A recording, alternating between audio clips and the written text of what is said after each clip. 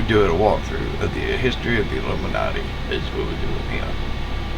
It's you can call it the Illuminati, the bankers, whatever the fuck you want. I don't care.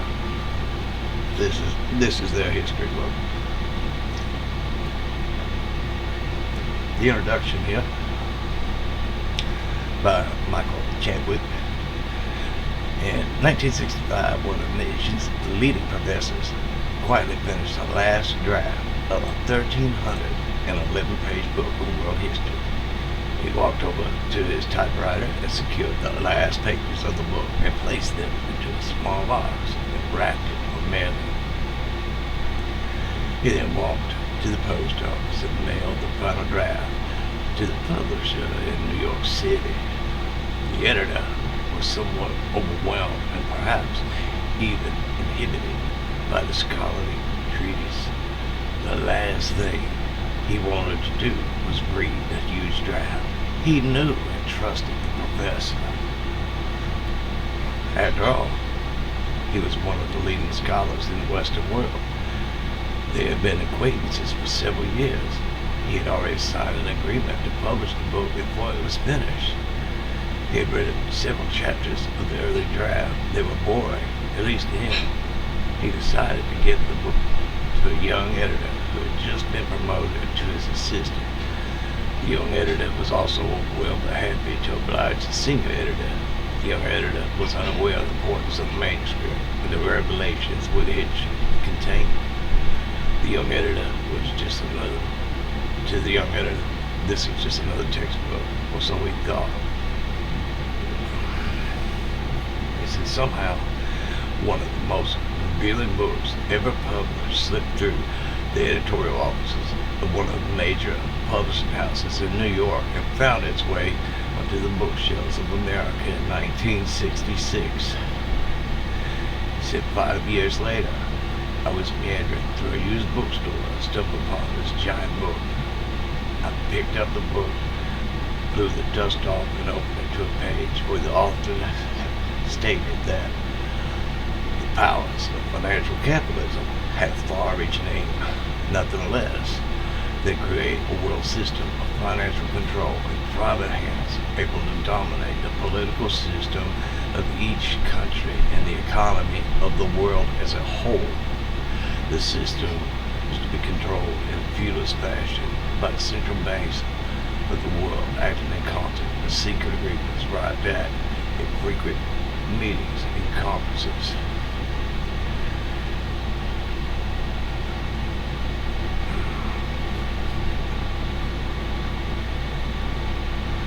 A little bit of niche for anybody reading from the textbooks. You know, I thought about doing it from years ago.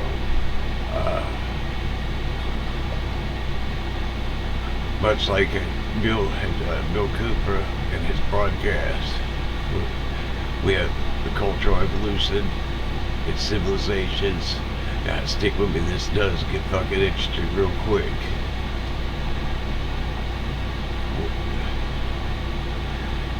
Cultural division, Western civilization.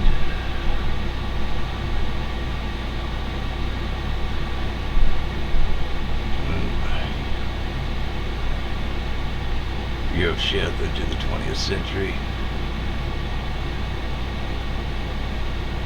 And if you happen to make it to the Western civilization in 1914, this is where you're going to really start to get into some interesting information.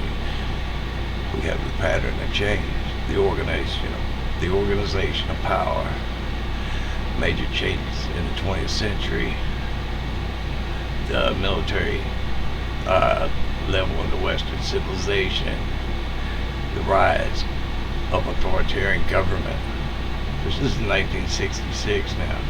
The political level in the Western civilization, the rise of the nation state, the economic level of the Western civilization, 6 periods of development, stages of economic development, 4 major stages of economic expansion, 4 stages of economic control. We go through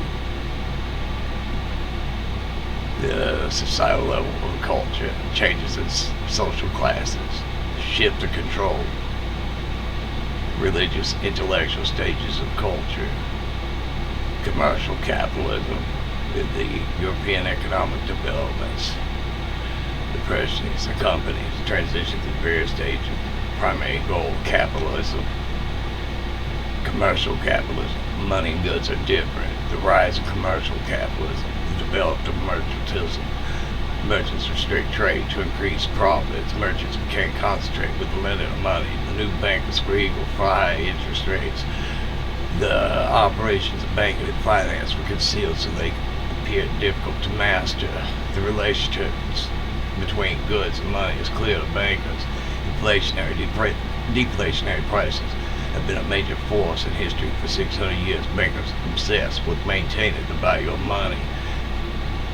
The two major goals of bankers were getting the supremacy of charter companies, industrial capitalism, the founding of the Bank of England, one of the greatest days in world history. Bankers create money out of nothing, the creation of credit, British victory over Napoleon, the rise of the large industrial enterprises in Britain, the role of the international banker, financial capitalism, we have the dynasties, the international bankers. In this, what you got? Oh. And it's all the same story. Sorry, I didn't mean to interrupt. I saw that I was trying to looking for cigarettes. I that. seen That you come were out of that damn heat sink. on that. I seen you was on that thing, so I was trying not to say nothing. Key international bank. I hate that. I don't want no personal business, outside being talked about. I think that's private. Private needs to stay private.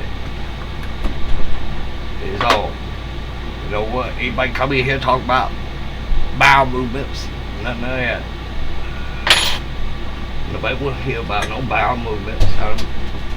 Maybe they do. I don't know. But if you do, this ain't place for it, because we're trying not to discuss taking Donald Dump's.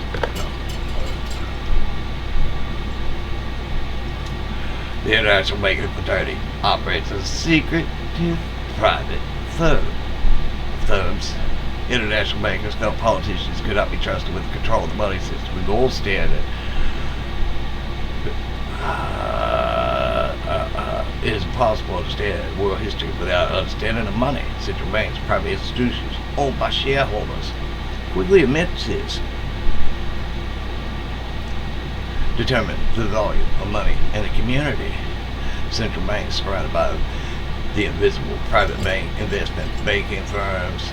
Bank of England and its private banking firms, commercial bank operate outside central banks, private banking firms, savings, insurance bank, trust companies operate outside the ring, supply money, power, persuade governments to establish a deflationary monetary unit. Money power, more concerned with money than goods. Banker policies lead to inflation, deflation, changing the quality of money. Central banks vary money in circulation. Central banks raise low interest rates. Central banks force local banks to decrease credit. That's what we're seeing now. The power of the governments over money. The power of governments over money. Money power controlled by international investment bankers dominates business and government. This is history. The power of investment bankers over governments. Money power reigns supreme. Unquestioned. Yes, it does. It's also further stated at 324, 325. We are Montague Norman, J.P. Morgan dominate the financial world. Development of monopoly capitalism, international financial practices.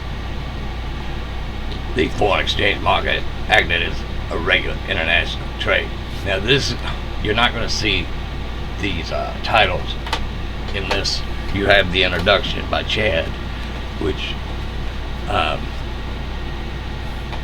this is a real nice addition to the book, because it's But most of this does come right off the top line of the sentence. But it not only, it's just so, I find it so fucking helpful to be able to see that and know what the following paragraph is going to cover. Without it, like, you're stuck, like, having to decipher this and read this as you go through it. And, look, I just, maybe a year or two, I found this edition with Chadwick in here. And like, so I don't even know if this is published with his introduction or not. I don't know, but I'm not certain. I'll have to see. Let me see, because this is on a bridge. Let me see. Because if it is, I would definitely need to get me a copy of that.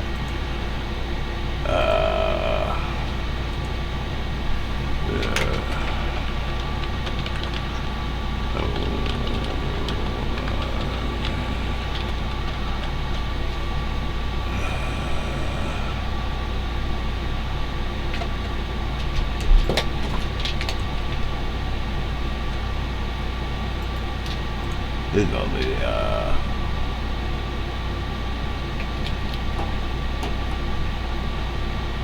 so it's just by download only. But so far it looks like word for word, except for the introduction and the page. Well, his note, he does add particular little notes in that version, so it does kind of throw the page numbers off a bit. But I think they're around like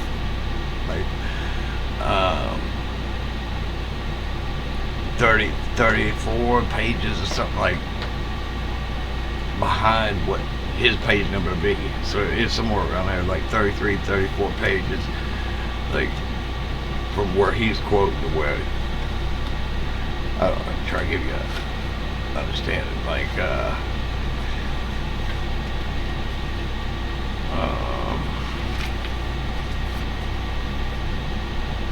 I'm back up here. Just shit. I ain't look where I'm going. Let's get it around. Let's go now with money.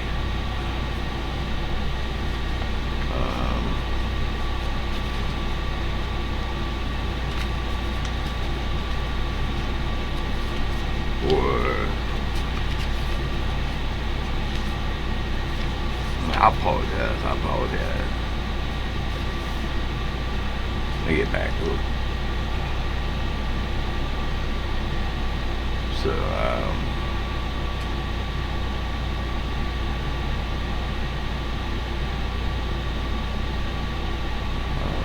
let's see here.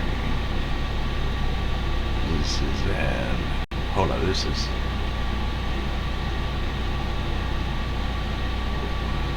beginning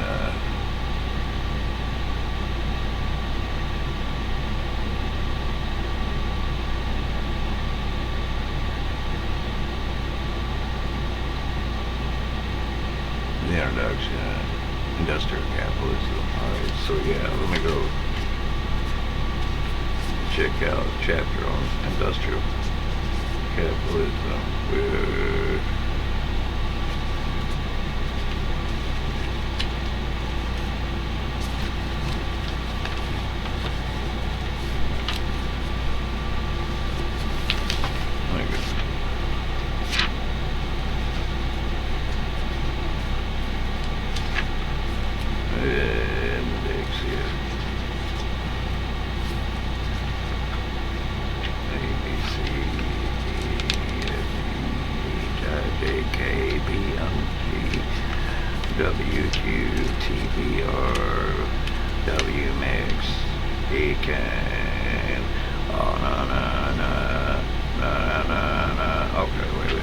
What was it talking about? International capitalism, international.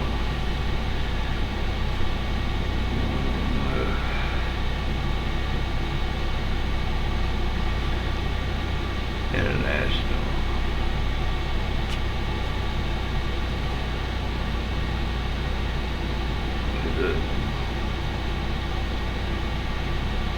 International capitalism back here, revolution, Bank of England, one of the greatest states. Hold up, let me see.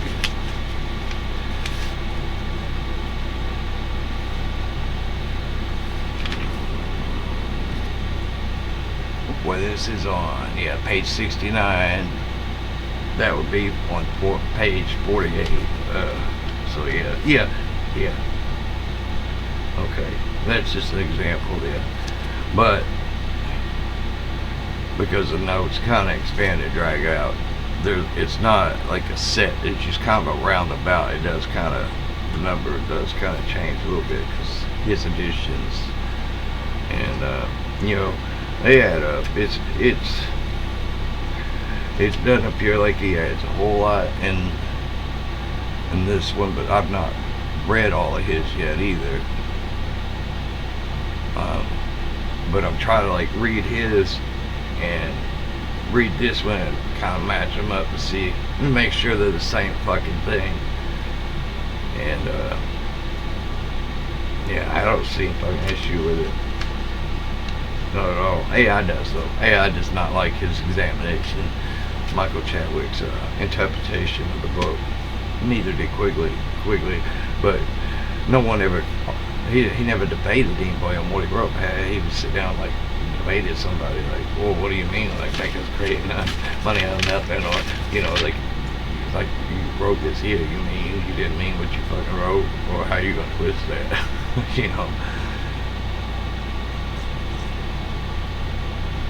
I don't want this being super lengthy, super long. I was just trying to do something short. And probably already dragged this out longer than I fucking wanted to. Yeah, 17 fucking minutes longer than I wanted to carry on. So we'll cut this here and post this for brevity. Good night. My eyes hurt. I couldn't keep on if I wanted to right now.